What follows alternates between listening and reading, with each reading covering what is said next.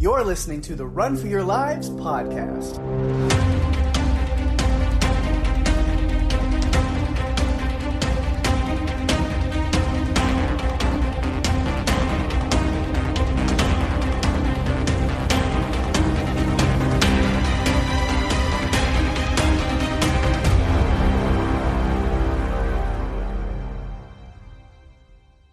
Hey everyone, welcome to the show. I'm Daphne. And I'm Pake. And this is the Run for Your Lives podcast. This episode we are covering part 2 of the 1990 psychological horror miniseries It, co-written and directed by Tommy Lee Wallace. Originally aired ABC November 19th, 1990. And for all of those who don't speak French and who are very confused, that is the number 2, part 2. In case you couldn't pick up on that, no. I remember when it aired, like in the 2 parts. I don't. No. You weren't born. I was not. I was coming up. You were coming up. I was around the corner. Okay. I was, Yeah. I just hadn't hit the scene yet. Year and a half from there, maybe? Yeah, a year and a half. You were maybe thought of, but not. You had not come onto the scene yet, so. Right. Yeah. I was surprised. This wasn't your first time watching this miniseries, right? You'd seen it before? I've seen it several times, yeah. Yeah. I feel like it's a rite of passage sometimes. Well, yeah, I mean, just growing up and then like through up until 2017, it is it. Like, that's all we had was going back and watching these. Mm-hmm. Yeah. My brother and sister and I watched this miniseries so many times. And I remember, too, my brother and I had an apartment together for a couple of years. The early, 2010. We watched this a few times during that. It's just one of those ones that you go back to. You can't help it. There's just quirky things about it that make it fun. Plus, it's an adaptation of Stephen King's work, so it's interesting. How they're going to bring it to life is always a question. And his adaptations are not always great. Sometimes they're a little iffy. I am surprised we have not covered more Stephen King on this podcast. I think this is the first that we've done. I know. It's taken us into season 5 to finally touch on the King. Why have we done this? We need more. There's so much to choose from too. I don't know, because I live in Maine. Right. He's an icon here. And this is the first time that we're covering. Yeah, I feel like we need to look at his catalog more and infuse more into each season. We have a lot to catch up. You know what I did find out? It was too late for me to go. But they had a convention up in, I think it was Bangor, and some of the actors, the child actors that are now adults, were there signing autographs and hanging out. And I found out too late to be able to go. It would have been cool. Been I think so, yeah. Maybe we'll just do all Stephen King season 5. And we can just, because there's 42 Children of the Corn movies, so we can just do all those, and then oh my goodness. Well, Children of the Corn itself is, there's 2 movies in that, there's the one that came out in I think 1984. Then there's one that's actually more like the actual short story, a little more depressing than the first one, the original. And yeah, there are way too many. I think they could have stopped after 1 or 2, maybe. But it just kept going. There's a million of them. And I can't ever hear the word Outlander, but, that's a whole thing. Anyway. That's all, yeah. Maybe we'll get to Children of the Corn eventually somewhere. Who knows? Oh, my gosh. Did I tell you that the scene that scares me the most from that movie isn't even a scary scene at all? Oh, yeah. It's just Isaac's at the beginning of the movie, standing in the window. It just, he just creeped me out. Oh my gosh. I feel like anyway, we've been on a tangent. At least it's Stephen King related. Yes. But you know what? Our listeners know that we have these tangents, and it's okay. It's totally fine for us to go down this road. Oh, yeah. All right, so getting back onto the road of It. Part 2 of the miniseries. Here we go. Which I understand isn't as popular as episode 1 or the first part. And I think that's the case when we get to these remake, chapter 1 and chapter 2 movies as well. Yeah. And I think it's just, you have to hand it to the skill and charisma and likability of the child actors, the younger actors that are in both of these adaptations. Oh, yeah. I think the casting was pretty incredible. Not to take away from the adult actors in either adaptation, because the casts of the adults in both of these, this miniseries and the new ones when we get to them, are stellar casts. It's just... Yeah. I don't know. It's just, there's something about it that loses a little bit of the magic. It does. That said, it's still very entertaining. I still really enjoy watching the part 2s of either adaptation as well. And we will cover one now and then one in 2 weeks. So we'll get there. Yeah. We have a lot to talk about, especially I think in the next one, because the next 2, they came out over the past couple of years. So there's been a lot of advancement in technology. Mm-hmm. And there was one part of this movie that I realized just how the special effects were not quite... They definitely did not hold up in some... Yeah, I know exactly what scene you're talking about. Yeah. It sticks out like a sore thumb. Absolutely. It does. Sticks out like a, stop motion spider on a different set cut away from this cave set that people are on, just as an example, just a analogy. Definitely. Yeah, I was disappointed with that because I remember it being better than it was, and in watching it again, no, did not hold up as much as I wished it could have. But there were other things that did. That's really the only one that you can complain about, because the rest of this part, or really this whole miniseries, these whole 2 episodes, 2 parts, use almost full practical effects, other than a few little things that you just can't do practically. And the practical effects, as we've said on this podcast since the beginning, will always hold up better, and it's always worth doing it. Oh yeah, and there were some good instances of that. Absolutely. I feel like we will talk about it. It's just very unfortunate that one piece.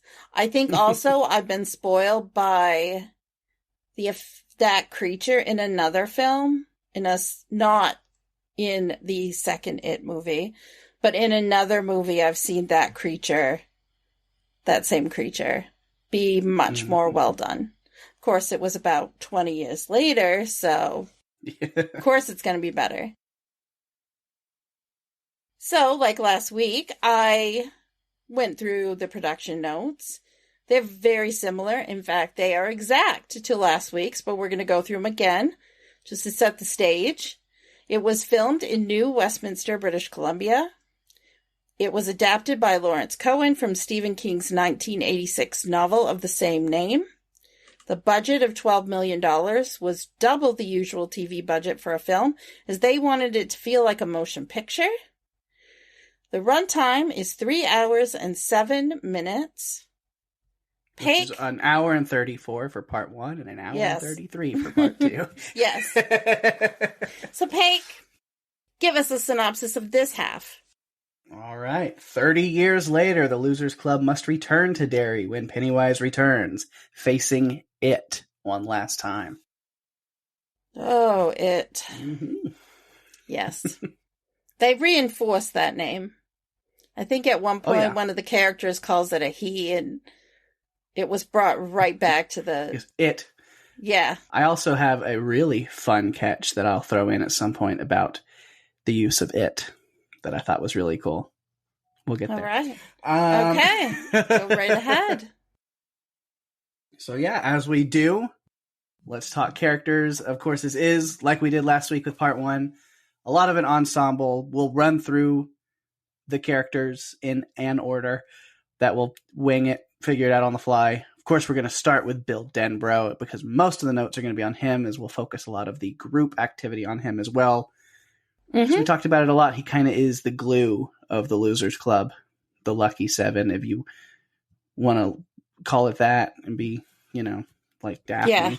Which is nothing wrong with that. If you want to be on Team Lucky Seven, if you want to be on Team Losers Club, that's Pake's team. Yes. But yeah. So Bill, which we didn't talk about this last week, but the adult Bill, played by Richard Thomas. And, I had it as a thought, but I was like, I could wait, hold it until this one. Richard Thomas, so perfectly unlikable as Nathan Davis on Ozark. So just had to give a little nod to his character of Nathan on the final season. Maybe he was in the season before that, but yeah, Ozark, man, he was great on that. Great at being terrible. Didn't you binge watch that so you could cover it on Strange Indeed or be part of it? Sort of. I've been like a half part that I had kind of not watched in a while. Okay. But yeah.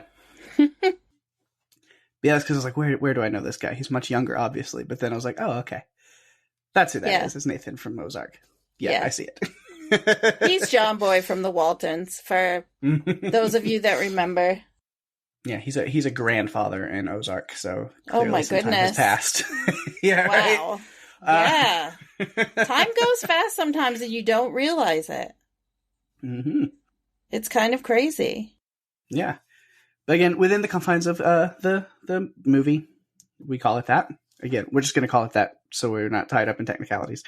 Okay. Does not take long at all for Pennywise to be messing with Bill as soon as he returns to Derry. Obviously, you get the kind of chilling little scene that Bill doesn't really figure out until later.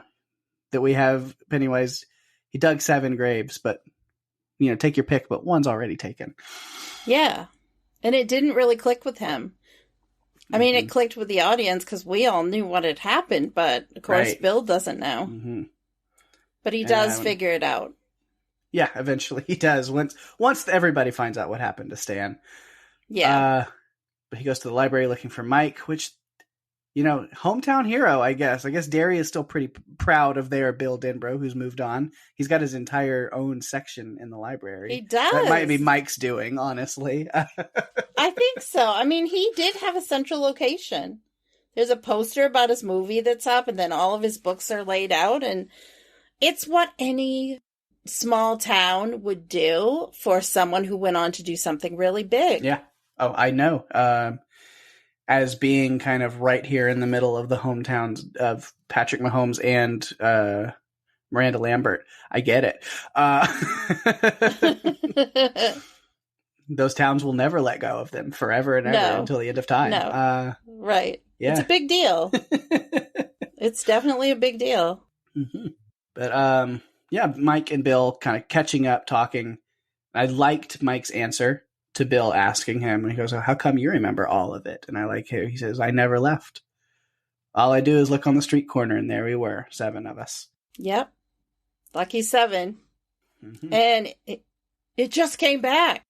Because I really think once you leave Derry, I know that later on, it's Eddie that says when he came into town, there was like a fog over him. But I feel like the fog actually hits you when you leave town because you start to forget everything. But when you come to town, you start to get reacquainted with all of these old memories that maybe you buried a long time ago. And I think that's the case with Mike, is he has stayed there to kind of be like the gatekeeper or the lighthouse keeper for the community to protect them or monitor things in case they ever ran into Pennywise again. Yeah. But Mike brought a present for Bill. Yeah, that was fun. Hi-ho Silver! 2 grown men and 1 stunt man playing around on a childhood bicycle. Good times. I did like, though, how they went, the flashbacks that they did during that time of them riding the bike and them as kids riding the bike. I thought that was kind of cool.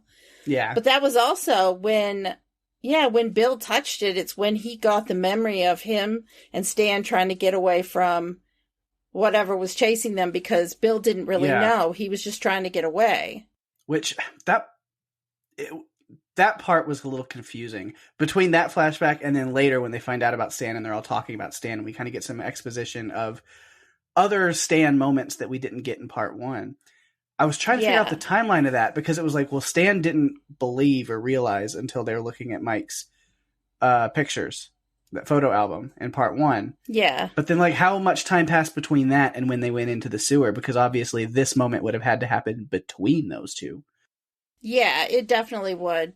I still question whether or not or how much Stan believed in between when he saw it in the book and then when they went in the sewer.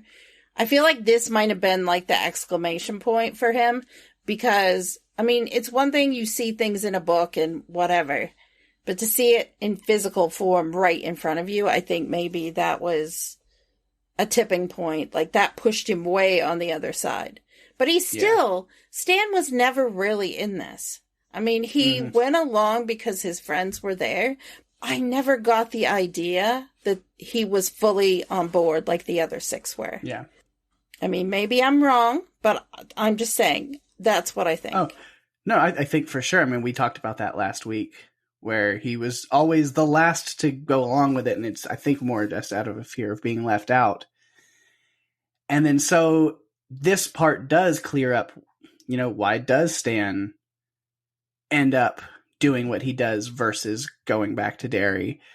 And that's when we get that real reveal, again, they're talking about it, of his experience with the Deadlights and how they kind of infected him and affected him to where once everything came flooding back because of Mike's phone call, the desire to join the Deadlights as he had in his head back then as a kid came back so strong that that's what happened.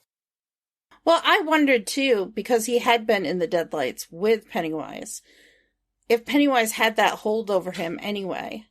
And so that's how he was able to reach him. Because if you think about it, if he was able to reach Stan, you think he would have been able to reach everyone else. But no, it's because of the Deadlights, I think. Like, that's probably why. He was because I do think Pennywise had something to do with Stanley's death, but maybe not in, he put the razor in his hand, more of a, you know, here's the Deadlights. Come on in. Doors open. And Stanley just decided to do that.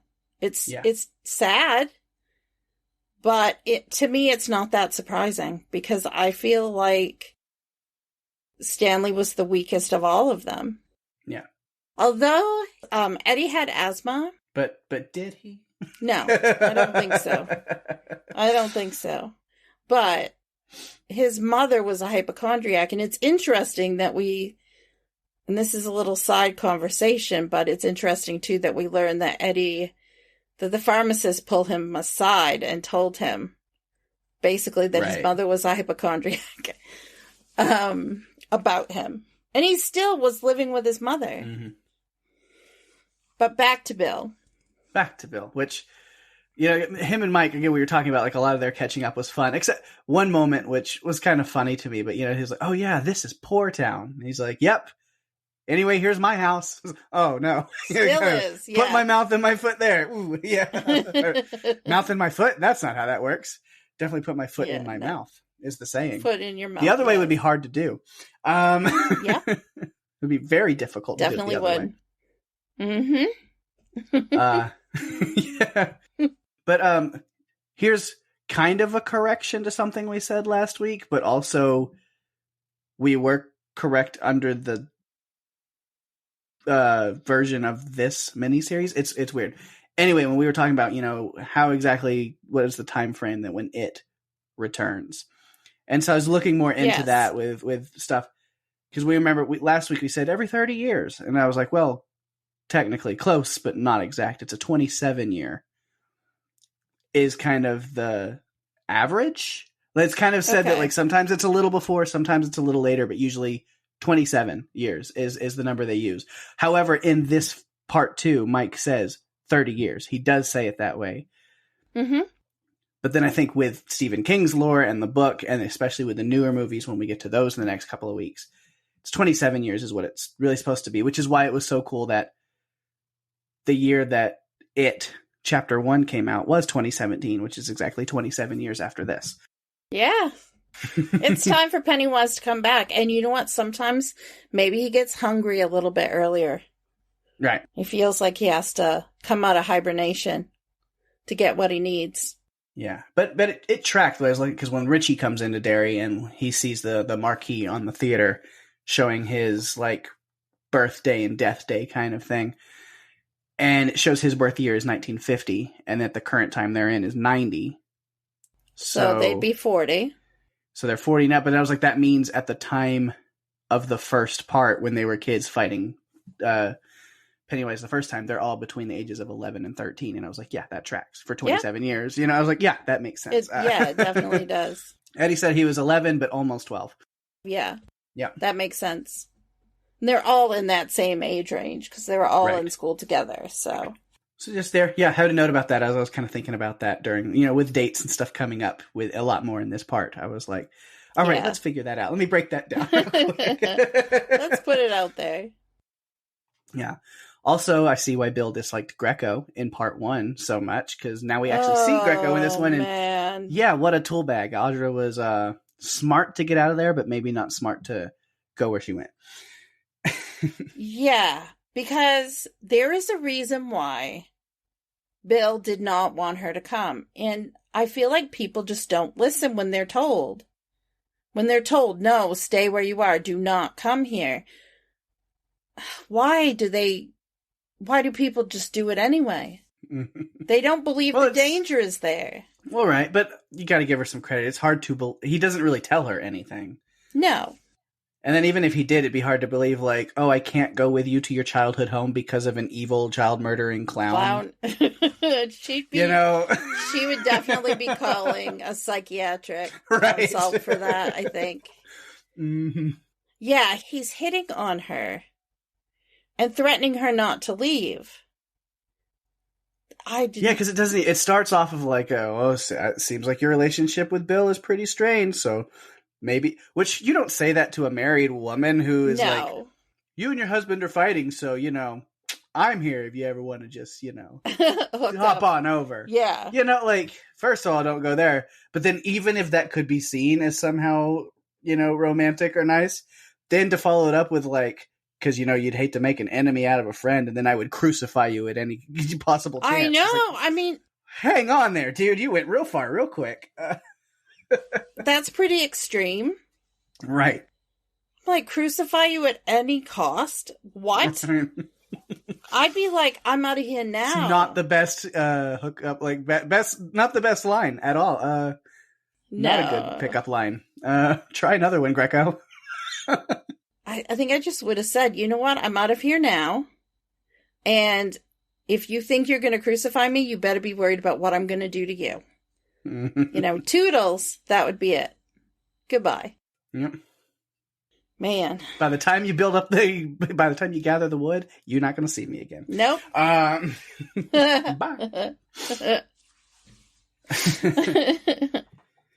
But everybody's reunion was nice, mostly. The reunion at the Chinese restaurant, which Bev just mouth kissing Richie and Bill, which Bill was a little strange to me as he is married to Audra. Yeah. He seemed to really get into that with Bev. Yes, he did. No problem. I was like, dude, we just saw you're married. Yeah. But what was interesting to me, though, is also how they treated her. Not just like she's their little sister, but like they were a unit. They weren't just friends. I saw them as more than friends. Not in a romantic way, but more of but could be. Like, there's like undertones, which again is a lot of, I think, is purposefully nodding to things that were in the book that clearly they just never are going to put on screen. They don't in either adaptation. We don't even have to talk about what those things are. If you read the book or know what the story is, you'll know. Go look it up yourself. You'll know. But, so I think that kind of relationship, so Eddie has this moment near the end, where he's talking, he admits to everybody he's still a virgin, and then he has this line, like, well, I'd never sleep with anybody that I didn't love, and I've never loved anybody other than you guys. And so it's, again, one of those, like, little nods Oh my again, where it's gosh. like, we're not going there, but for those who know, there's You definitely a know. little tip of the cap, you know? Yeah, I know. It makes me want to say something, but I'm not going to. There's a lot of love between them. Like, Yeah. they really care about each other. And while I was watching it, all I could think about was, we all have those friends that you really connect with. And you might not talk to them for a little while, but when you get back together with them, it's like you've never stopped talking. Like, you're just back in it and Right. close. Mhm. And that's what this made me think of, because they obviously had not really stayed in touch with each other. Yeah. They didn't even really remember each other at No. all until they were all brought back together. Yeah, it's like they left Derry in the fog. Like I said, they just started forgetting everything. Yeah. And then once they're all together, it does kind of hit them in big waves. You know, that reunion I was talking about, you know, Bev faints at first seeing everyone back together. Richie has to go and psych himself up before interacting with anybody. Eddie took a little bit longer to remember, but then when he does, it hits him hard. Oh, really hard. Really hard. But they were all really caring with each other. And I watched two particular characters and how they interacted in this version because of some things that happen in another version or that are alluded to in another version. I watched some specific things, and I'll probably talk about it when we cover it, chapter 2. But there were some things I watched to see, like, interactions between some of the characters. And there were some tender moments, I think, but nothing that alludes to what I'm thinking of right now.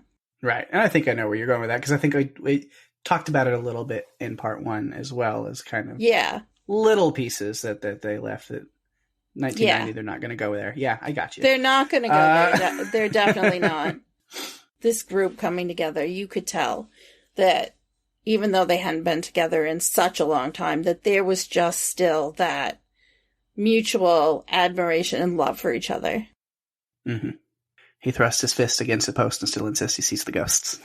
Oh my god. Which I love that line so much. Stephen King, of course, took that line from German novelist Kurt Sodmak as an homage from one of his sci-fi works, and I like it a lot. There is a longer version as well. I almost took it all down, but then I was like, I'm good. You got to go look it up. I'm going to give people homework. But yeah, no, it's fun. A lot of it's used a lot. I've seen in kind of theater stuff is kind of a vocal warm up for a lot of people, and then of course in the case of Bill and Mrs. Denbrough, what she did there is great. You know, vocal work and kind of language work for working your way through a stutter.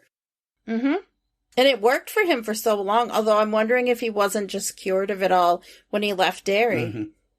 Because he didn't seem to have any trouble after that. I mean, well, the little bit that we saw. I mean, his wife didn't even know that he stuttered, I don't think, until he started stuttering after, you know, or while he was talking to Mike. It's like, oh, wow, that's a surprise. Yeah.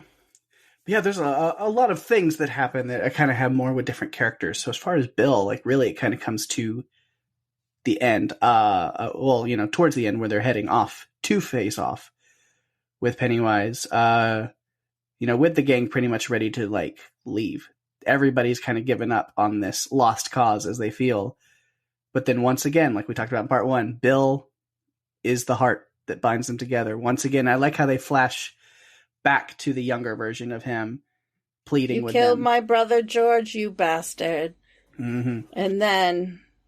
But asking for help, you know, we have to stop it. And it's, again, the heart that Bill is of this group is what brings everybody back together. Mm-hmm. He was the leader, and there was a moment when he seemed to get a little bit weak. When he realized that Audra was there, and he ran off, and then he fell down, and then he was just so overwrought. And Bev and the rest of them, she starts and they come together with him, bringing him back to reality and what they need to do. Yeah, she says, we need you to stand up for us like before. Yeah. Or none of us is going to get out of here. Yeah. And I was almost expecting Ryder Bill to say, I'm sorry, Bev, but it's none of us are going to get out of here. No, he's out of that mode right now. He's forgotten all of that. He probably barely remembers he wrote books. His brain's been taken over by all these maddening things with clowns, psychotic clowns, and yeah. But yeah, we see, Beverly saved her slingshot and managed to even bring it with her after all this time. Yeah, it's the only thing she saved. Yeah. Mike went back down to the sewer and got the silver pellets. So they're ready to go and fight. Except Richie, he hates every single second of this, but he's still there with the team anyway. Of course he is. But I do love that Richie thought they needed to have a machine gun. And so I'm thinking in my head, of course he thinks a machine gun with silver bullets. Yes, listen to Richie. It's not a bad idea. It's a good idea. I condone the Tozier method. I think it's not a bad idea. He was the comic relief for most of the movie. He brought them back to Earth a couple of times when they were getting high on things because they were talking about what the stones represent. The little, I call them like silver stones, but they're not silver stone. It's melted jewelry is what it is. Yeah. So they were talking about, well, these represent Stan and Mike, and Richie's like, they don't represent that. And he goes all on this tangent at the time. But I think in talking about them representing Stan and Mike, it was really about trying to get, for them to feel like it's not just the five of them. This is all of us. This represents all of us. They're not here, but they're here. Yeah. And then, the final face-off with it. We talked about it kind of at the top. Maybe not visually the best scene, but oh man. Story-wise, it's fun enough. We get the giant spider form of it that we did mention a little bit and talk about in part 1. And then, of course, the Deadlights returning, able to entrance Bill, Ben, and Richie. Eddie, however, bravely faces it with his own sacrifice, which does allow Bev to shoot it kind of in the vulnerable, fleshy underside to wound it. And then after Eddie dies, they decide we're going to just finish this. And then they straight up jump the creature. I mean, like these are our streets, bitch. Now, Kali Ma, motherfucker, there goes your heart. They... Losers Club for life. We ain't down with no clown. Lights out. It looked like just a gang of street thugs just jumping somebody. Like, they're going to take his money. They're taking its money. That part was better. I thought, the practical effects or the monster close up with them with it was better. But when it was just walking in the room, it was bad. Mm-hmm. We've been spoiled. Harry Potter had that spider Aragog. And that was really well done. This is, I was not excited about it. I thought it was not great. Right. The practical effect, the model spider coming through the little tunnel, it's fine. It's just when you get the weird trying to mesh two scenes together through computer animation, it's just was not the time for that. No, it was really early days. They might have wanted to use an animatronic, maybe. Not. Yeah. I'm thinking 3 years later we had the beautiful dinosaurs of Jurassic Park, so. Right. Yeah, it doesn't hold up to me. Practical goes a long way. Yeah, it really does. They didn't need to do that. Oh.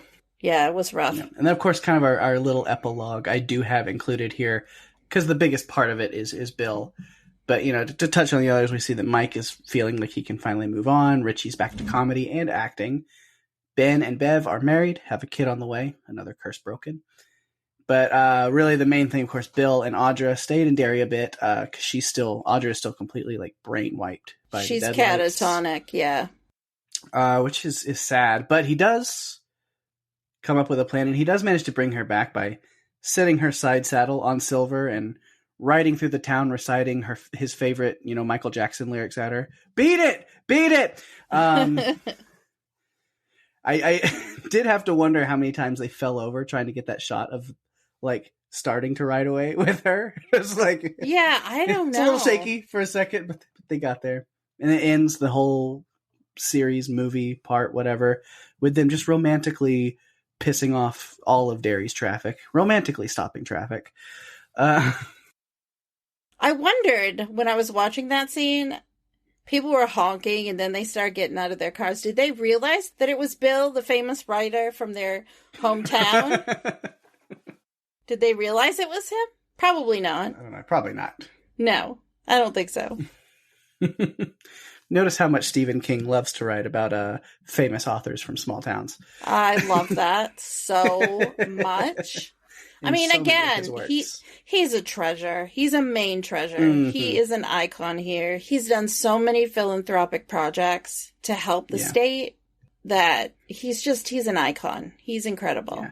It's funny, how much he kind of writes himself in different forms, but not to dog it, because I think it's great, and there's some great stories that come out of it. But yeah, because you think, just from what I've covered on things and talked about, I mean, The Shining, Misery, Lacey's Story, there's a lot of small town authors who made it big, who come, that are play big parts in a lot of his stories.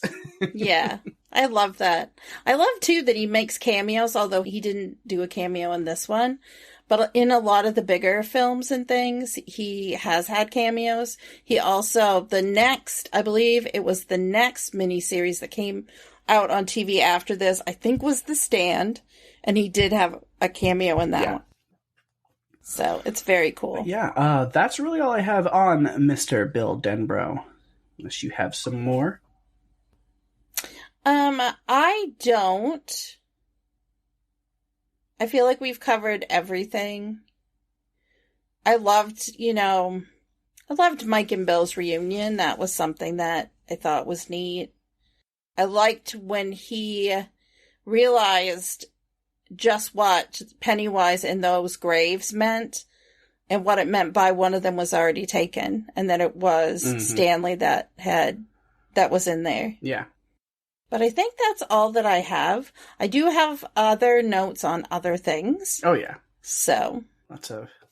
Yeah, I've got smaller sections, a few notes, two notes each or something on different characters that I just thought were specific to them that are cool. So if you want to start with Ben Hanscom, we can. Yeah, that sounds good. With I think I've got this in the same order as we did last week where they're introduced. But yeah, so Ben would be next, taking a little trip down to the Barrens first before going into town, where he sees a kid being bullied that, reminds him of himself a lot. It flashes back. I liked the flashbacks. I thought they interwove them in really well. Yeah. I thought it meant something. I did wonder what you thought of the monstrous side satellite phone that he was holding while he was in the cab. I didn't really think much about it. Just, again, knowing the time frame of this, although I never saw anything like that in my own life. I did. My dad had a satellite phone that he used to take on the boat with him, but he also had it in his truck, and it honestly was something that came in a bag. Yeah. It was like a bag phone that he plugged into the cigarette lighter. It was the early times, Pake. Yes. Ancient times. Okay. Of the late 1900s. Go right ahead. Gen Zers are now calling it. No, I was in that time too. Just barely, but there. But you were there for a short time. I think it is kind of weird that, these bullies that are picking on this other kid that Ben sees just completely ignore the fact this fully grown adult man is just chilling down there by the water. They don't even pay any mind to him. No, they don't. Run by laughing and giggling to each other. And it's okay. I felt like Ben was just watching another cycle of bullying. Those kids seemed less harsh than Henry Bowers and his goons, though. I will give them that. Goodness, Henry Bowers. I mean, yeah, they chased the poor kid down the same little pathway and had him trip and scrape his knee, but then they didn't stay and carve him up with a knife. So no, you got to give them some credit, right? Oh yeah. And then while he's down there, of course, he's visited briefly by Pennywise and the skeleton thing that he got Oh, yes. in part 1 as well as a kid. He's getting reacquainted with an old go down friend. there and say hi to some old ghosts, right? Yep. I thought that was clever. I like that line. Yeah. Mm-hmm.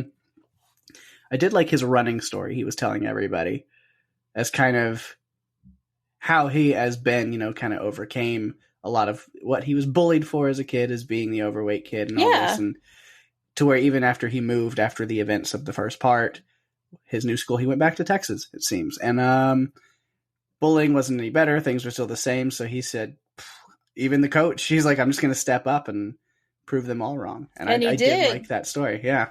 Me too. It was an underdog story. I liked it. And he just took it and ran with it and became a better person. Yeah. And I think that's a wonderful way for the story to turn out. It doesn't turn out that way for so many kids that are bullied. But it's nice to hear something like that. Right. Even if it is a movie. Even though I think like part 1, like kid Ben was still like such a good person. Like I really liked he had such Ben heart. In part 1. Yes. Yeah, he had a huge heart. Maybe, my favorite of the Young Losers Club. I don't know. We got a long way to go for look back for season 5, but I don't know. Ben Hanscom, early set for a possibility. We'll see. We got a long way to go. You know what? I'm going to try to do what I don't usually do, even though I've said I want to do it, and I've done it. I think for season 2, I did it. I'm going to start trying to track characters throughout and like write them down. I mean, Pennywise as a villain is, yeah. Uh-huh. Yeah, so speaking of Pennywise, which is great, connecting to Ben here, my last Ben note, sort of, here's kind of what I teased earlier about a really fun It catch. So when Bev, in quotes, comes into the room, the hotel room, with Ben to get a little romantic, so to speak, there's a clever little hint to her real identity hidden within there, especially because I watched this with captions on, with subtitles, to kind of help. I do that when I'm taking notes on things. Because when she first walks in, she says, "Oh, good, you found it." And in the captions, the subtitles, that is a capital I, it. Oh my gosh. Okay. Thought that was because I haven't seen this part 2 in quite a few years at this point, so I forgot about this scene. But she walks in, and the way as I'm reading the subtitles, "Oh, you found it," and I say, "Why is that capitalized?" Oh God, yeah, that's Pennywise pretending to be Bev. Like in my head, I was like, "That's right." Like it's just kind of hints you right there. At the beginning. I was like, aha. Yeah, you look for those little things. Yeah, I did not know that. But yeah, so that's all I have on Ben. If I have anything else on Ben. I thought, poor Ben, though, when she starts to recite his poem back to him when they're outside and he freaks out, "Is that you in there? Is that the clown?" I'm sure she's thinking this was going to be a very nice, quiet moment. And it's turned into a really crazy moment. But it ended up fine for them in the end. Because they got to go off and be together. Right. Yeah, so Eddie kind of comes out and interrupts them. You almost wait for Eddie to be like, Can I get in on that? Well, which one of us? Yes. You don't know.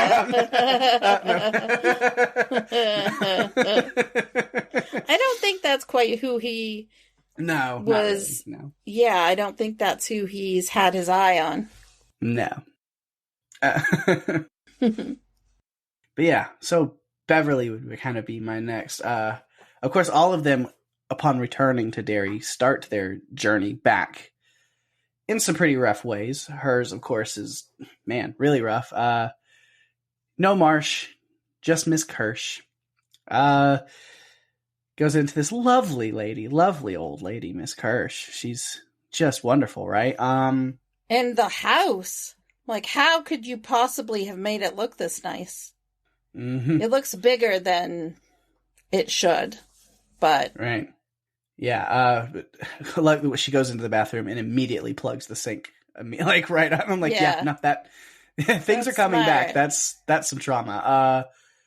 We learned that she didn't know that her dad died 5 years before this, which is kind of sad, but also like good for her for getting away from the situation and never looking back. Right. I'm glad she was able to get away from it because it was awful. Although she did continue to fall. I mean, she fell in love with someone who was abusive to her. Mm-hmm. She get hit with a little bit of unfortunate things with Pennywise. Of course, the biggest right there. Yeah, there is no Miss Hirsch, right? No, there isn't. The building is condemned. All of it was just classic Pennywise tomfoolery. What a prankster. What a joker.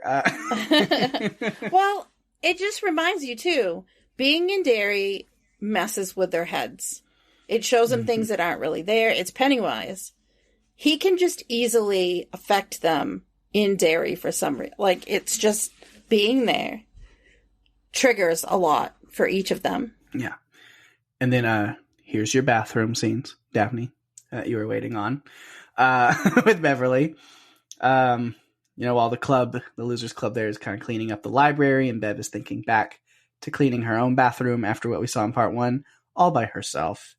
But then later on in part 2, we see that she did have the boys come over so that they can see the blood that she cleaned, but then has reappeared, just to make sure she's not completely insane, to make sure that they can also see it. And then they help her clean it this time, which is great. It's, because she mentions, and it never came back again after that, which is another testament, again, to the power of them working together. That is a very big part of this one. I wondered, though, if she worried that her dad would come home and find her with 6 boys in her house. Yeah. I was worried about that. I'm thinking, I don't. She must have known for sure he was out of town or something for a little bit. Absolutely. Because the way that her dad was, she would never have risked that unless she had 100% certainty he was not there. Oh, yeah. I mean, she got a poem from Ben and he flipped out. Actually having 6 boys in the house. That'd be it. Set the house on fire. That would have been it. Well, given how that house looked at the end, I think a fire would have been kind. It was a bit of a mess. Mm-hmm. But I loved the way that the boys were with her in that scene. They were just so kind. I mean, she's one of the guys, but she's not one of the guys. Like, they're very supportive of her and protective of her. And I appreciate that because she didn't get a lot of that from anyone else in her life. Yeah.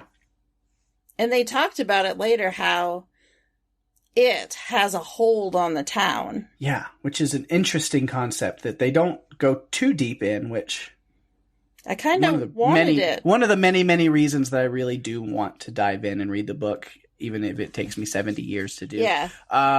Just because there's a lot of those little things like that I'm like, I'm sure that gets thoroughly fleshed out. And oh, yeah. Because I'm curious about the whole idea of like it not just being Pennywise and the Deadlights and what we see in its fear forms attacking the kids and even them grown up, but that the fact that it kind of has its roots dug into the adults and the system and it the town. Does. They couldn't trust anyone. They really couldn't trust anybody to help them. There's no one that they could tell that they feel would have their backs because it is so ingrained in the town. And they, cited different references like Bev being tormented by Henry Bowers and the neighbor just, going inside and pretending it's not happening. That was really sad. Yeah. All right. Any more Beverly? I was happy that she decided that she wasn't going to wear a dress out into the sewers. Yeah, practical. She was much more practical because I was a little bit worried about that. And I loved too, and I've already mentioned this, I think, that she really got through to Bill about him needing to be the leader and step up for them. Mm-hmm. And that's it. Yeah, I don't have anything else. All right. For anybody or just for her? Just for her. Yeah, I was like, we got a few more characters to hit on. We talked a little bit about Mr. Richie Tozier. Just a couple. Again, it's like 2 little notes that I have per person, but it's fun. Again, a lot of it is, their initial returns to Derry, of course. Richie's is even worse than Bill's was, for sure. I don't know how well it compares to Bev's, but definitely worse than Bill's. When as he's driving in, like the theater marquee is marking his death, like I talked about with the dates and stuff there. And then when he makes his way to the library to meet up with Mike, who is out with Bill at the time, Pennywise is tormenting in there in the library, just making him seem extra crazy to everyone in there with the yelling and the franticness and just him like, look around. Blood balloons are always fun. Aren't they? Yeah. They're popping and no one's moving. Nobody sees it but him. Again, it's control of the town. Mm-hmm. He's doing all these things and everyone's oblivious. Yeah. They don't see it. They don't realize it's happening, but he does. And then he starts telling these ridiculous jokes. Is your refrigerator running? Okay. That is something that people used to do with prank phone calls. Oh, I know. Both, he does the refrigerator and then the Prince Albert in the can. I mean, both those jokes are old, even for Tim Curry telling them in 1990 standards. Like, I really felt for Richie because he's screaming and yelling to the poor library girl who brings him water and he freaks out about that. I mean, He's just on complete because he's like edge. Trying to yell over the volume of Pennywise, but to this poor girl, like, there's no clown laughing and telling jokes. This random guy just showed up and is like looking freaked out, and then he just starts yelling at her about who knows what. I know. He's like, tell him I've gone to the hotel. Okay. Calm down. Oh man, just relax, Richie. Just relax. He was also the one in this part that was really ready to leave. Like, he wanted nothing to do with any of this. He came. He wants to be on a plane the next morning. Like, he didn't want anything to do with what was going on. And you know, Pake, that it's all fun and games until the fortune cookie comes. Especially when it's got eyeballs, claws, and a dying baby bird embryo in it. I love the fortune cookies. Just pure creepy perfection. Wasn't it? I mean, really? It's like it picked specific things that were appropriate for each person. But I did appreciate that they got to sit together and they were connecting. We get this little music montage and they're all laughing and eating and everything's going great. And then, fortune cookies. Mm-hmm. Effective practical effects, right? Effective practical effects. Effective effects. I feel like that should be somebody's company name, right? It should. Yeah. Kind of last note there at the dinner with Richie. He's doing the fish head puppet. And all the others are just cracking up, but that waitress looked very unamused. And I wasn't sure. I was like, either she's not a good actress and she's just like literally like a waitress, like an extra, and it's just perfect timing, or has great acting that is just very understated, because just the look on her face, it wasn't like acting like she was unamused, but like you could really I watched that feeling like that poor lady hates being there right now. Oh my gosh. I felt for the woman that was playing the restaurant manager. Mm-hmm. I mean, they were all freaking out, and she's just like, what? Wasn't it okay? Wasn't everything okay? Like, she doesn't understand what's going on, because they're seeing all these crazy things. She thinks it's just dinner and everything's been fine. Right. It's like, oh boy. Until it isn't. Yeah. Oh, so yeah, those are Richie Tozier. Yeah. I was grateful for his comic relief. Yeah. He's just said a lot of things, like, why can't we get a gun? We need a gun for this, a machine gun. Yeah. Or I guess the moment with Bill, because I mentioned the kind of tongue twister kind of thing earlier, and good thing that they're close enough friends and they've been through enough that, like, now that they remember everything, that he can joke with him that way. Because when Bill's having a hard time getting through it, also he's stuttering so bad. But to say that, oh yeah, my mom used to, make me read this to help with my stutter, and the way just Richie looks at it and goes, doesn't look like it's working, Yeah, it's not working. Yeah, I thought that was comical. But it did calm Bill down, so that was nice. Yeah.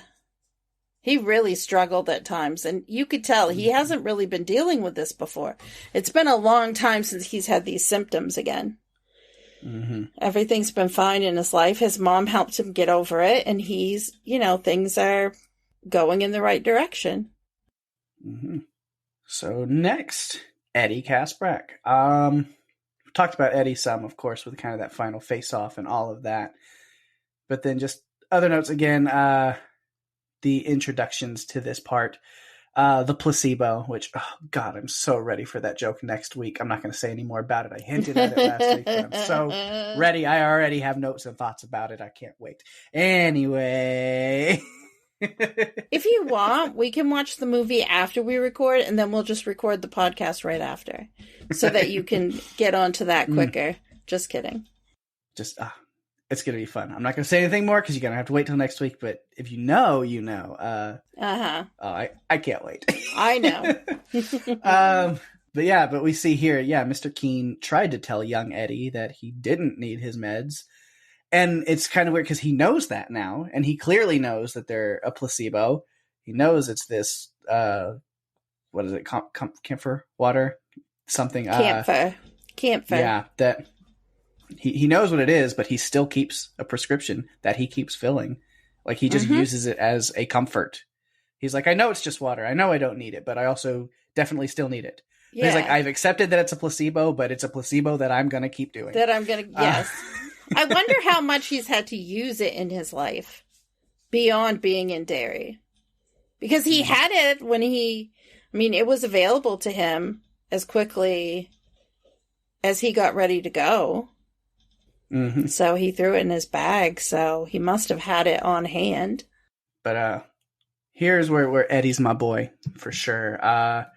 While they're at the restaurant, again, to go back there, we talked about Mike and Bill at the beginning saying Lucky 7, but here at the restaurant, Eddie, to the Losers Club. And I was like, yes, my dude, yes. Mm-hmm. This is a debate that's going to go on till the end of time. Peg is going to like the Losers Club, and I'm going to like the more positive Lucky 7. You have 2 more movies after this to convince me to change my mind. I don't think you are going to.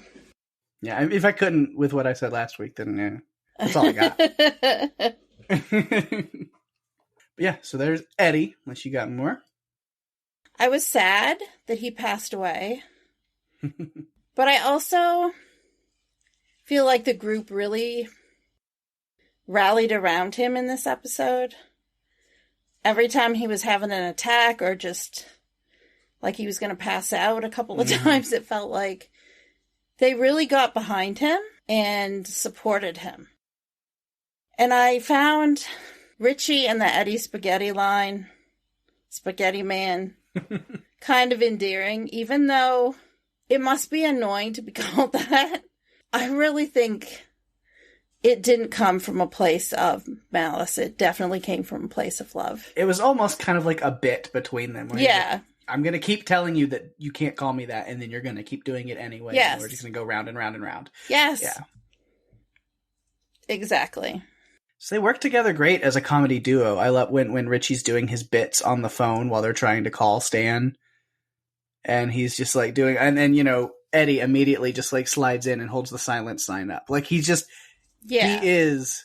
the Abbott to the Costello, like they immediately fit in with each other as this like duo, Yeah. Agreed. Yeah. I like them a lot together. Yeah. That is all that I have on Eddie. All right. I have, just a little more on Mike. And that's kind of the last of our human characters.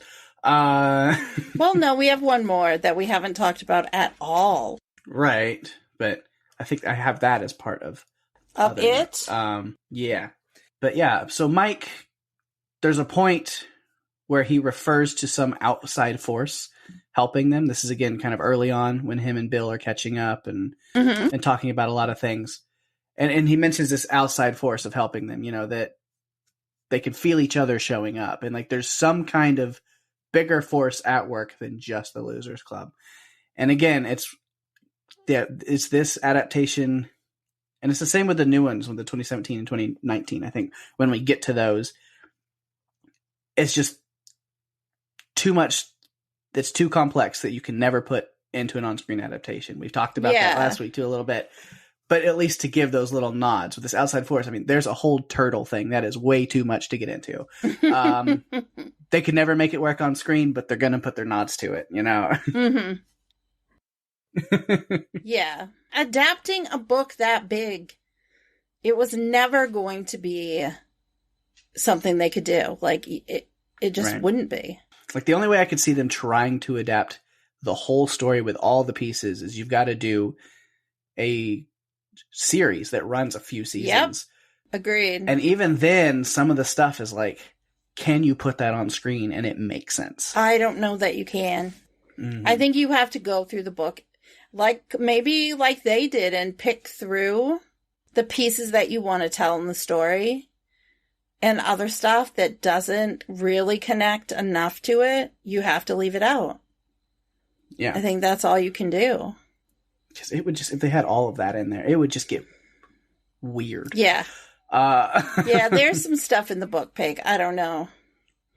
You got to read the book. I think you do, because I think you will be perplexed with some of it. Yeah. Yeah. Yeah. And then, so we haven't talked about Henry Bowers much. I think that might be who you're referring to. Which when he does show up, he just straight up stabs Mike. And then when he's trying to finish him off there, Eddie and Ben show up, and they're, while pulling him away, somehow makes him stab himself. And as I was typing that sentence into my notes, it auto-corrected it to made him stand himself. And I was like, well, it's not completely wrong either. Oh, that's dark. But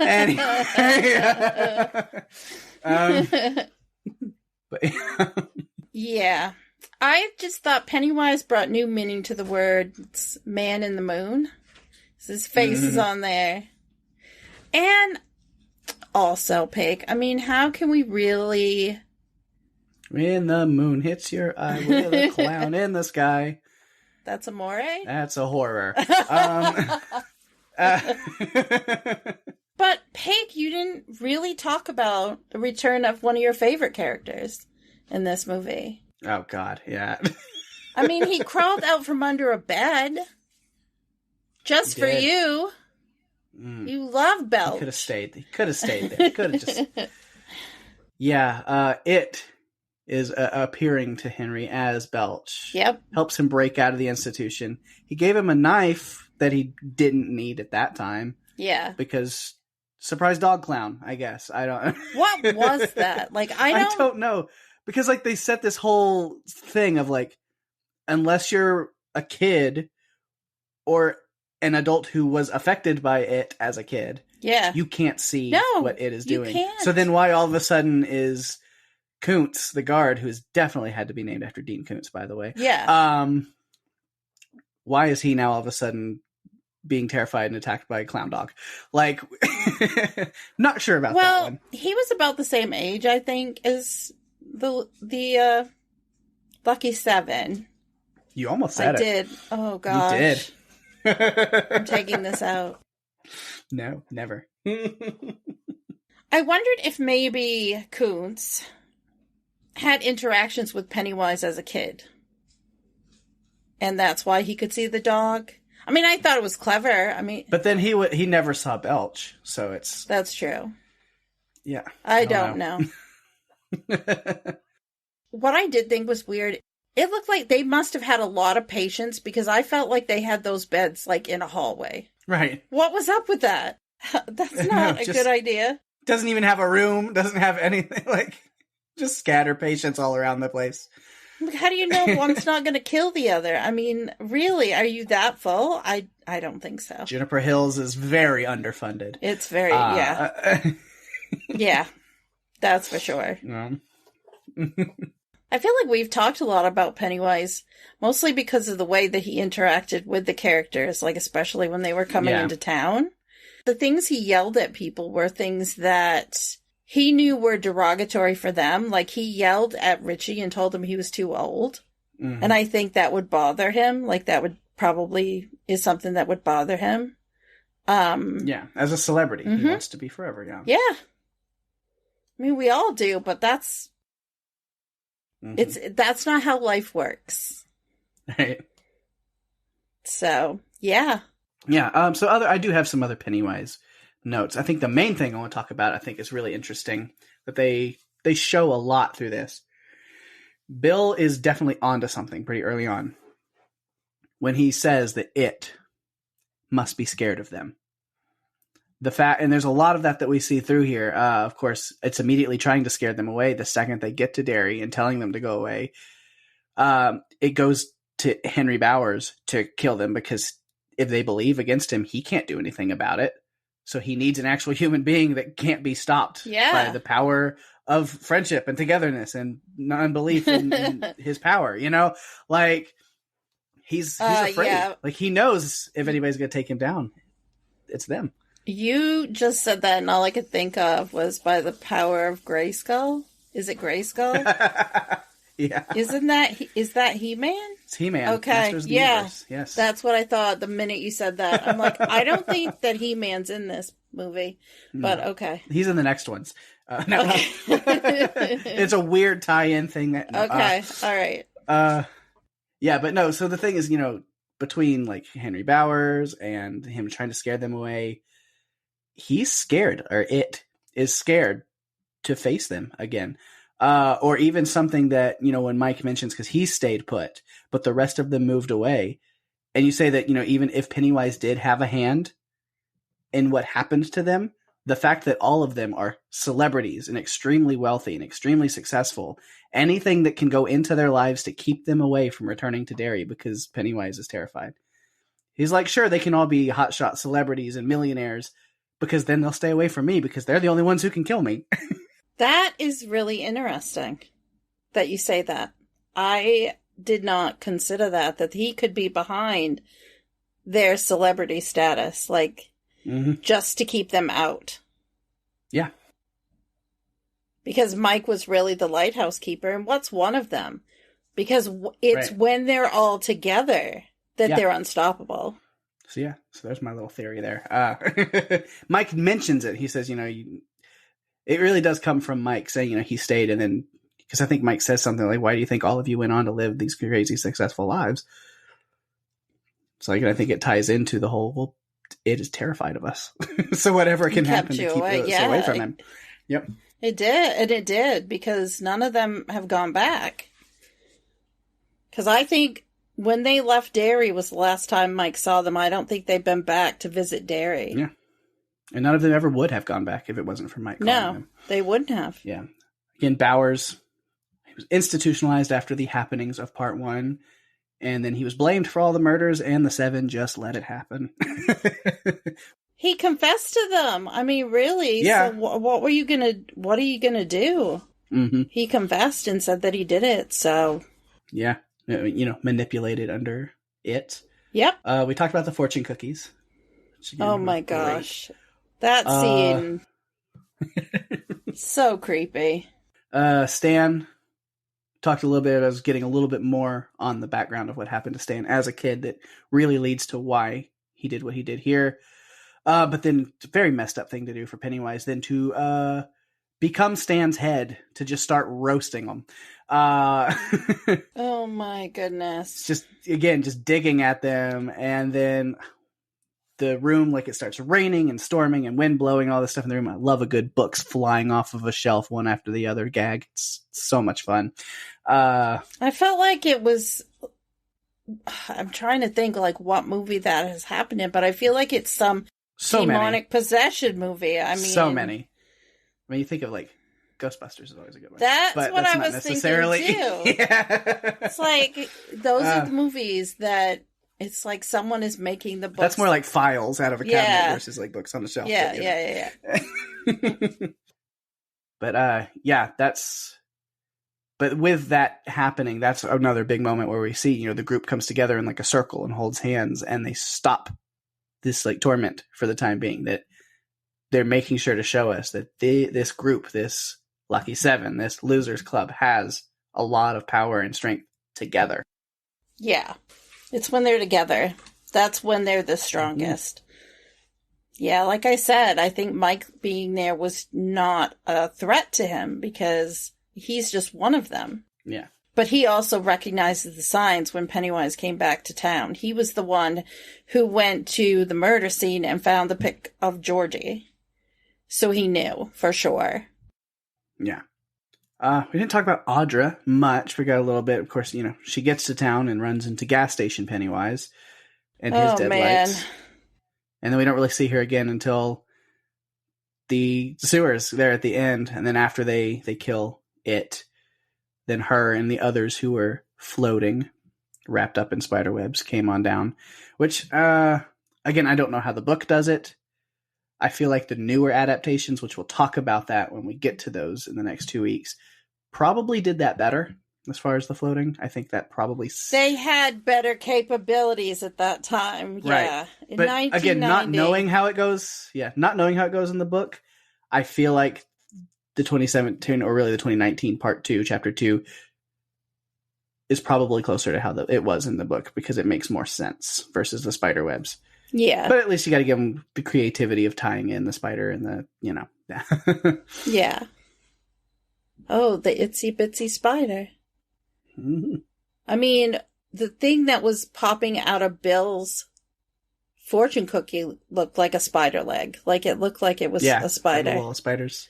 Yeah. Yeah. The baby bird was easily the most like chilling for me. That one still gives me shivers. I don't like it. Don't like it. Yeah. It's a difficult scene. It's creepy. Mm-hmm. They did a good job with it. Yes. But yeah, I have one more note with Pennywise, which is a small thing and is, again, just more of a nod or, you know, looking forward to the next movies we'll cover. But when Pennywise is talking to Bill and the others after he took the form of Georgie, where it's just kind of, he's like this like projection where Richie says something about like, it's like talking to smoke. And you notice that like this projection of Pennywise's face is like expanding and moving and his eyeballs are drifting to the sides. And I wonder if that was an inspiration for Bill Skarsgård at a later date. It could be. Yeah. They were two different interpretations of this character. And so I feel like we've had the Tim Curry version and we're going to transition to the Bill Skarsgård version. Mm-hmm. But I definitely wondered if that was part of the inspiration. It could be. I think you could be right. Yeah. Which now just thinking of some of the Skarsgård stuff that's coming up, I really am. I'm excited to get into these. It was great re-experiencing this miniseries. It's been quite a number of years since the last time I watched them, so I am so glad that we did these. But it's made me even more amped up to be like, oh yeah, now I remember how they did this and how they did that in the newer ones, and I'm just stoked to see them again. It's been a while since I've watched them as well. It's going to be great, and everything lined up perfectly for the entire month of October to be taken up by It-tober, and then to end it with Halloween.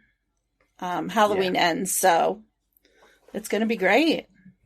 Yes. Well, the notes I have left are the usual behind-the-scenes notes that I include, so I can jump into those unless you have any others. I am tapped out, so you go for it. Okay. These are different notes than what I included last week. If you want to know more, you can go back and listen to last week's episode. So there were a number of novel changes. The novel is 1,138 pages, so Pake, if you start reading now and read one page a day, in a couple of years you'll be done. Yeah. It was, as we've talked about, it's impossible to include everything that was in the novel because there's just, there's only so much you can do. Lawrence Cohen, who wrote the film adaptation of Carrie, was hired to write it, and his early drafts rejected the book's flashback format. Wallace wanted him to rewrite parts, but Cohen was not available due to scheduling, so Wallace did the rewrites himself. He put back in the flashback structure, and he packed in as much of what was memorable from the book as he could. The miniseries did not include the subplot that the male members of the Lucky Seven lose their virginity to Beverly. O'Toole is admitted to disliking the removal of the Losers Club orgy scene. And she was quoted as saying, "This was their greatest attachment to one another. She thought they were all going to die, and this was a gift she was giving to each one of them. And I thought it was the most beautiful, generous, love-filled gift, and it tied them all together in such an amazing way." Interesting thought on that. Yeah. Again, hard to put on screen. I don't know if you can... There's a lot of red tape and laws on that stuff. That's all I'm going to say. Yeah. Well, Annette O'Toole, I mean, she's the one who played Beverly, so this, as an adult, though, so that it wasn't going to be an adult orgy. This was going to involve child actors, so I'm not sure how that... Don't think that's going to ever go over well. I don't think, again, that's one of the things that I mentioned, like, you can't do it. And that's okay. Shouldn't do it. So, Cohen retrospectively admitted that he wished he had been permitted to write a different ending from what happened in the novel. He said, and I quote, "If I had to do it over again, my instinct would be to find a way to have the adults confront Pennywise in another way, in all his shape-shifting glory." One major change King disliked but had to deal with was the decreased amount of depth of the main characters, particularly Richie Tozier, who was altered from a Los Angeles DJ into a television show comedian. He found the miniseries version of Richie to only have two dimensions, scumbag and a sort of kind-hearted Buddy Hackett. The special effects were provided by Gene Warren's effects company Fantasy 2. They were also working on Predator 2 at the same time, which Predator is a movie that we could cover on Run for Your Lives. Right. Just random tangent. Let's not take long on it, but Prey is incredible, and we should do that as well. Is Prey a prequel or a sequel? It is a prequel. Ooh, well, I've been talking about us doing the Purge series, and I think I mentioned to you that I don't want to do them in the order of release. I want to do the prequel first. So maybe Prey is another one that we can start with the prequel first. I'd be okay with that. Because you know what? We can do whatever we want. It's our podcast. Absolutely. So, the majority of the special effects were done practically without digital alteration, such as puppeteers being used to animate the fortune cookies in the Chinese restaurant scene, which we loved because it was so well done. Some scenes were done with replacement animation, an animation technique similar to stop-motion animation. I think we know what that one was. Replacement animation was used for when Pennywise came out of the drain, killed Belch in the sewers, and did a somersault in the air. All of the effects Wallace planned to use while storyboarding did not make it into the final version for budget reasons, such as the roots writhing around Pennywise in his ghostly encounter with the adult losers in the sewer. I wonder if they had already decided to nix that happening, and that's why they wrote the line for, I think it was Eddie that said something about, like, I hope these things all don't start moving. Yes, I wondered that too. So, when designing Pennywise, Mixon was focused on making him look as friendly as possible. The creature is trying to lure children in, so he's not going to be a monster at first. Mixon began working on a head cast for Pennywise, the character. After Curry was cast in the role, he also designed 3 clay molds for testing. According to Mixon, he based the shape of Pennywise's head on Lon Chaney in The Phantom of the Opera, which is a 1925 film, stylized into a clown. According to director Wallace, Tim Curry objected strongly to all the rubber. He had recently been in several movies which covered him in prosthetics, and I'm sure he felt all the glue and latex would just get in his way. He was right, of course. With those eyes and that mouth and the crazy, sardonic sense of humor, Les turned out to be more in the makeup department. I think that because he looked so simple, it was such a simple clown look, it made it even more scary. Yeah. I guess there was a problem with the spider. King was able to conjure it up in his head, but it was difficult to bring to the screen. Yes, it was. We set the tone and parameters in the first part of the movie with Pennywise, but when you get to the spider, you move to a different world. It was supposed to be a horror movie, not Jason and the Argonauts. I think Mark has covered that movie over on Adrenaline Cinema. So after the filming, the producers were going to throw out the spider. One of the fathers rushed to Fantasy 2 to obtain it, and as of January 1993, the spider resided in a Houston, Texas warehouse owned by Bart's parents, Tom and Barbara. As with It, that came out in 2017, It Chapter 1, the child actors were also praised for this miniseries, and I think, Pake, you and I have talked about how incredible the child actors were. Yeah, so when you said something earlier about the, not wanting to do the flashbacks, I'm glad they kept it. Because if you really separated the two, because again, spoilers for those who haven't watched It, chapters 1 and 2 that we'll get to, not really spoilers, but, they do the same thing where like the first movie just focuses on the kids. Even more, the adult actors aren't in the first part at all in the newer versions. And they're only in the second, but then the second still does a pretty good even flashbacks of the kids and the adults. And I think the reason is they saw how this miniseries went, and it's the same thing. I mean, just, people are going to get so enamored to the kids in the first part that if you did the second part with just the adults, there's so much of a disconnect there. You have to have them. Yeah, I agree. We had to have both in this episode. I mean, I got confused when I was watching and I just did the first part. I thought, did I watch a version without some of these scenes? I think I even told you. Where was the scene in the bathroom with Beverly and the blood and the kids coming over? Like, I thought something like that I had watched a different version. But it turns out I just had only watched the first part. And these were all put in the second part. Yeah. And that's all I have. We did it. 1990. Yes, we can close the door on that. It's great, right? Oh my goodness. And we'll have to check. Hopefully there's as much as we got last week. Holy dang. Let's see what we got. I have a feeling we might. Let's see. All right, we do have one little bit of feedback here this week with Tony coming through over on Twitter. Of course.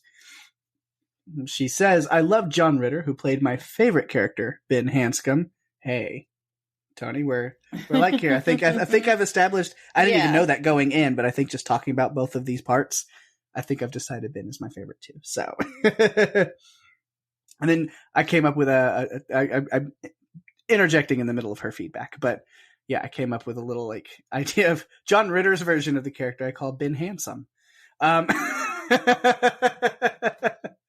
Not to take away from the younger Ben, he's a fine looking boy, but it was just like the kid in my mind the other day. I was like, that's funny. Anyway, as she says, yes, love John Ritter, played my favorite character, Ben Hanscom. The novel is one of my favorites as a kid, so I remember being excited when I heard it was coming to TV. Unfortunately, the horror aspects are so watered down and honestly lame, almost silly. And the second half is even worse. Well, we did have some practical effects stuff this week that we did shine a lot of light on and give a lot of praise. So hopefully if you've rewatched it going into this, maybe that helps a little bit. But yeah, I mean, compared to the newer Andy Muschietti directed films that we're going to get into next week, yeah, I mean, compared to just the time and the technology and also that this was made for TV, yeah, the horror is watered down a lot. They kind of have to be. Yeah. Well, if you'd like to submit feedback like our friend Tony, you can do so by going to our Facebook page at facebook.com/runforyourlivespodcast. You can email us at runforyourlivespodcast@gmail.com. Tweet at us at RFYL Podcast. DM us on Instagram at Run for Your Lives Podcast. And if you are enjoying the show, please tell your friends. We are available on Spotify, Apple Podcasts, Stitcher, Amazon, YouTube, pretty much all the podcast players. Go to runforyourlivespodcast.com for all the links you'll ever need and give us a review on Apple Podcasts. So that's the best way to share the love and get us out there even more. We really appreciate it. Absolutely. And speaking about sharing the love, we'll give some shout outs to other things going on in the podcast universe around us. I'm excited to say my other podcast, Strange Indeed, we are back and we are talking Mike Flanagan. We are in the Flaniverse. We're doing it. So excited. We are back with his new Netflix series, The Midnight Club. I'm so in. I love it already. We've already covered the first episode. That's out now. Go check that out. I've watched the second episode. We haven't recorded on it yet. God, Mike Flanagan already, he was just like, oh, you like when I make you cry? Boom. Here you go. Here you are. But I'm not giving you the tissues. You're going to have to supply them on your own. Yeah. So yeah, but I'm excited to dive into this series. I think it's going to, just the way that this series works and the storytelling devices within it, literally, are going to lend to some really interesting and unique things, I think, I can expect from this show. So I'm excited to see where they go, because they leave it very open for anything to happen. And I think really that's really do. Cool. Yeah. I like it. And I read the book. So I'm actually going to reread the book. Ooh, nice. While this is going on, because I have forgotten so much about it. So I want to kind of dive into it again. I'm going to put you on the spot then. We might get some real interesting, creative, fun feedback from you over on there. Then, if you're doing that. I could. Remember, I tried to do my best during Lacey's story to bring some things to light. So yeah. I might do that again. That could be cool. It's a creepy month because it's October, and I feel like Christopher Pike is definitely a creepy author and perfect for this month. So yeah, that's one of my plans. Should be fun. I'll be looking forward to it. All right. Of course, Podcastica, House Podcastica, and all the other spin-offs and whatnot over there. So many hosts over on Podcastica to juggle all of these things, but there's still so much going on. So I'll try to run through it pretty quick. Coming up soon, there's a new one. We'll start with the new one. Launching Dead to Me, which is a series over on Netflix that I think season 3 is coming up soon. So Penny and Jade over there are going to be doing kind of quick recaps of the first 2 seasons, kind of bunching episodes together to get those through those pretty quick for the launch of season 3, and then they'll be covering those over there. I have not seen it. I've heard good things. So if you are a fan of it, though, definitely check that out. Jade has been calling in to Strange Indeed a lot when we were covering Lock and Key, and she has lots of insight. So I'm excited that now she is behind a microphone on her own podcast. I love it. I'm glad that she's now part of our Podcastica family. Yeah, so that'd be cool. Andor still going, Star Wars TV cast. You check out Jonathan and James covering Andor over there. If you're a fan of that, which, man, Star Wars, how can you not be? And that show's been so good. Cobra Kai cast is wrapped up. Richard, Jason, and Rima have covered the finale of Cobra Kai season 5. It was quite a finale. So if you haven't listened to that, go check that out. And then, who knows? Still no word if season 6 is happening. But if it does, they'll be covering it. The cast of The Rings with Anwin and Penny, I think they're coming up to a close as well pretty soon. That season is coming to an end. So they've been doing a great job covering that show over there. If you're a fan of everything going on in Middle Earth, check out that podcast as well. Cast of The Rings. Dragon Cast with Rima and Kristen. Rennie was on this week talking this newest episode. And, oh, God. That's the show that I can't, should I be able to pick favorites? I don't know. Not necessarily my favorite Podcastica shows, but my favorite shows that Podcastica is covering right now. God, House of the Dragon has been amazing. It really has. Constantly. It has. It has. I feel like, though, we're so used to the slower pace of Game of Thrones, and Dragons, House of the Dragon is just going faster, it seems like. So I'm having to, adjust. It's like, oh my God. I have lots of opinions about it, and I love, pretty much everything they've been doing, so. Yeah, it's been so good. She-Hulk cast with Penny and Greg. Hopefully Greg will be back. Penny's had some guest hosts the past couple of weeks. Greg's been very busy with major life milestones. good for him. So he's around, but he's been busy. So maybe he'll be back for the finale, which I am so excited to listen to them talk about the finale because, well, that was something Marvel has never done before, and it kind of took everything that you thought, well, She-Hulk would be the one to do, but would it do it this way? Oh, they went above and beyond. So okay, that's good. So I'm really intrigued to hear them talk about everything that went down in that finale. Check out Sandman cast, Mark and Jamie covering the Netflix series The Sandman, and then The Handmaid's Tale podcast still going. Not a whole lot longer of the season, but getting there. It's going so fast. Like we only have probably I think 4 weeks left after this one. Mm-hmm. It's crazy to think that we waited so long for it to come back and now it's going to be over. So, and there's only one more season after this one. So I feel like we're starting to set things up for the final descent. So yeah, it's always fun to talk with Jason and Wendy about this show. It always evokes a lot of emotion from passionate fans. Mm-hmm. Oh, yeah. Believe that. And lastly, for podcast, of course, The Walking Dead cast, the flagship show.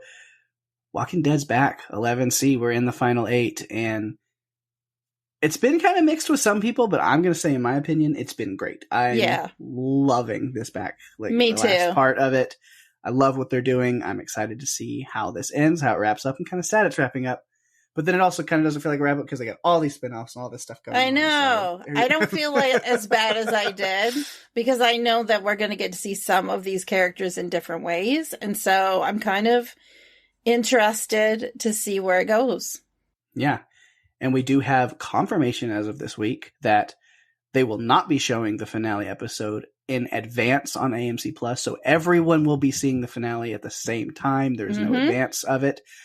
So if that was maybe a reason, if you've heard about our watch party that you were worried about not wanting to get spoiled and stuff, you don't have to worry about that. So if that news changes anything for you, just a quick reminder that all of us Podcastica people will be, or at least most of us, will be in San Francisco on November the 20th that weekend with a huge watch party. We're all getting together to watch that final episode of The Walking Dead.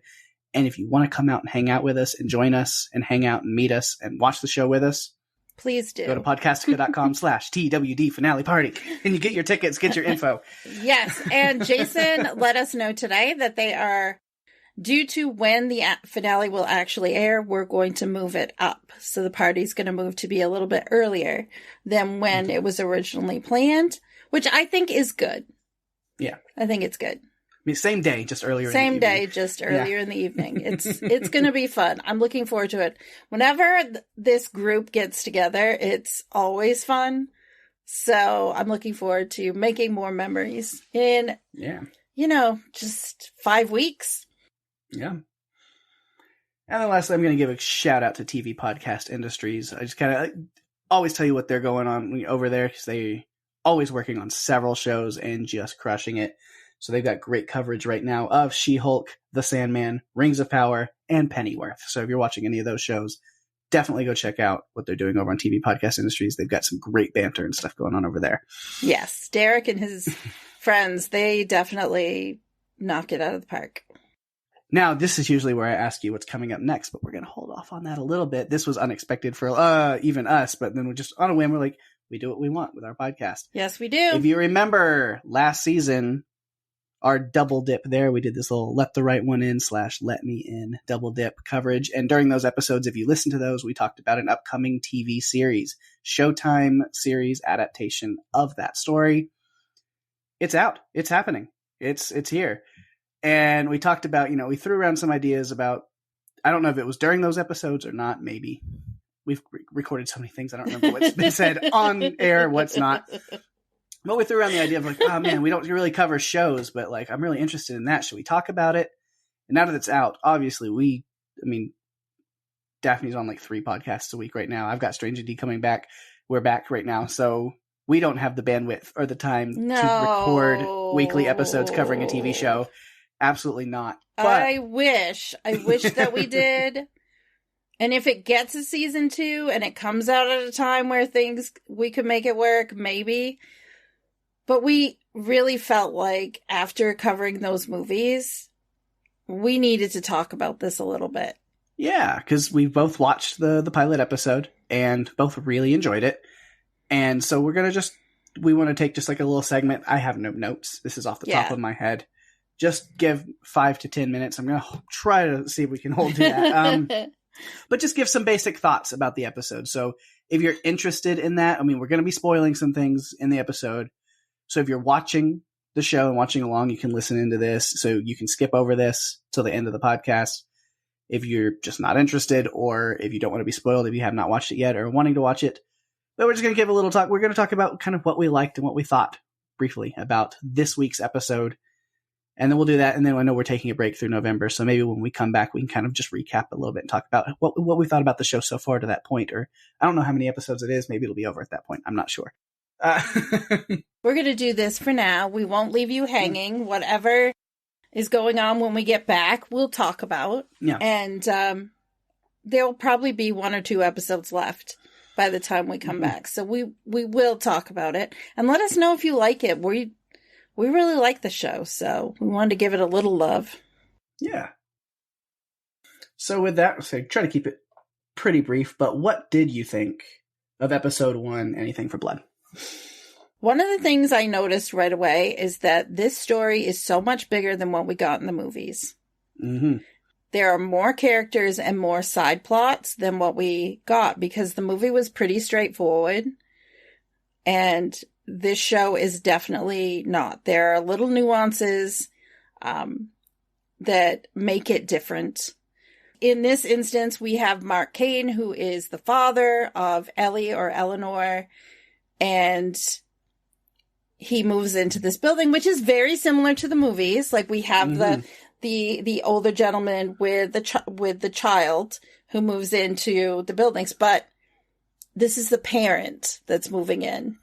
Yeah, it's changed a little bit to where this actually is, instead of just like a guardian, it is her dad. And then we've been introduced to a whole kind of subplot of that, you know, whatever happened, she was bitten and turned by a vampire. And so her dad is kind of, while doing the normal caretaker thing of hunting other people and finding her food, as he has to do to make her survive, he's also on a hunt for a cure and a hunt for maybe if he can find the vampire that created her, that bit her, that he can find an answer to how to, turn things around, to reverse things and help her and fix her. And he's willing to go to all kinds of ends. Of course, they're having to move around. He's hoping they're in New York City for this. So that's where they're hoping to stay. He's got a lot of, connections and stuff. And there's a whole subplot that's new about a guy who is hunting for a cure, and his, son who he's been trying to cure. I'm interested to see where that goes. Cause again, it's new, which makes sense. Cause with a full TV series, you have to expand. You have to add new, different characters and stories. Cause if you just follow the same people, it kind of just gets repetitive or boring. You want a lot of plots that you can bounce around to. So they've even added the plot of the little boy that lives next door, like kind of your main boy character, whose name is Isaiah in this show, which he's just adorable. He is amazing. He's a young magician. His mom's not really sold on him being a magician. She kind of wants him to conform to, well, people make fun of you for doing that, and he just wants to be himself. He's comfortable being himself. He wants to be that person. And so she finally relents and gets him some magic stuff. Yeah, but he does get picked on at school pretty bad. He does. She's trying to look out for him. And what makes it really interesting is instead of just the mom that's kind of the kind of there, but there's like this, the strained relationship with the father is still there to an even more kind of degree. Yeah. Things are about to get really dicey with that situation. With the father. But the fact that the kid's mother is also like a police detective who I'm pretty sure is going to wind up ending up like on their case, it just adds a lot of extra drama to it that, they broke away from the source material a lot in a lot of these side stories, but I'm okay with it. I'm really interested to see where it goes. It's created a different dynamic because we've got Naomi Cole, who is Isaiah's mother, and she is a detective. And there are these murders going on in New York City, which is one reason why Mark thought it was good to come back, Because he figured he can hide under that, under that veil, I guess, of, there's all these things going on. So if I kill a few more, maybe it won't be quite as bad. What I will say is Mr. Mark Cain is definitely better at his job than either of the two that we saw in the film. Absolutely. Even if the first victim we see on screen is Isaiah's dad. Oh, man. Big spoiler there. Hopefully, again, if you're watching along, I warned you. If you're not. Because that's what's going to really play a big part. Of course, then the big storyline side plot that's new, of course, is, we mentioned these killings that are going on in New York. And it all seems to kind of be tied to a drug trade, some kind of new drug that's going around that's making people exhibit vampiric-like tendencies and actions. So, even makes them sensitive to the sun like a vampire. So he might end up finding some cure possibilities through that drug. Who knows? Lots of interesting things. I hope so. He's such a caring father. Like, he's so focused on his daughter. Although they do have differing opinions on continuing to search for a cure. Because I think that Ellie is kind of at the point where she wants to, or has accepted this is her life. And Mark is not down with that. He tells her they're moving there. It's going to be okay. He's going to give up these ideas, but he doesn't. Yeah. Because he learns about this drug and he decides to, go and check everything out. And it just so happens that Frank, who is Isaiah's father, has had a long history of, alcohol or drug abuse. Even though he's told his son and his wife that he's clean, he's not doing that anymore. He's still heavily involved. And so Mark ends up meeting up with Frank. And it doesn't go well for Frank. No, it does not. Not at all. So I'm intrigued to see where it goes. There's a lot of... I remember watching it, and at first it kind of really threw me for a loop because I was like, this is nothing like the source material. They are just on a whole new wavelength, a whole new rail. But then there is a lot of homages to it, of course. It's the same, the vampire girl moving in next door to the precocious little boy who is just got such a big personality and is going to end up needing friends. And Ellie is the friend that he just might need, So a lot of that's the same there. There's a lot of little things that they're really trying to touch on. I mean, the friendship between Isaiah and Ellie is definitely going to be a big cornerstone of this show. I think so, too. I think that you can tell already that they are bonding. And I do think that Ellie is going to come in very handy for Isaiah at some point. I think he's really going to need her. Yeah. And I found myself quoting things a little bit because they did make sure to leave some of the stuff. She's barefoot out in the snow in the courtyard. It's very similar, kind of a similar setup where he's like, aren't you cold? I don't get cold. You don't get cold. I guess I forgot how. Like, there's a lot of, I liked that because they didn't go overboard. They weren't trying to remake the movie. They were trying to give us a more modern interpretation of some of the book, but they've given it its own twist. We've got Arthur Logan, who you mentioned is he's a doctor trying to find a cure for his son. And he finally, he himself is suffering from some health issues. So he reaches out to his daughter, and basically tells Claire to come home. And Claire is also a doctor, but Claire's under the impression that her brother Peter passed away long ago. And that's not the case. And so she's overcome. So in addition to this main story plot of, Ellie and Isaiah and Mark, and there's just this other whole side thing that is going on at the same time. So I think there's a lot of potential. And that's one of the reasons why I'm glad we decided to have a little segment on our show to talk about it, because I just feel like this is going to be a show that I'm going to really want to talk about. And it's just not going to work to podcast on another show right now. Yeah, we don't have time to break down a lot of character ideas and plots, but we'll give a kind of and hopefully, I say that, who knows, that there will be even kind of briefer and quicker than this, just kind of what'd you think of this episode? What were the main kind of this?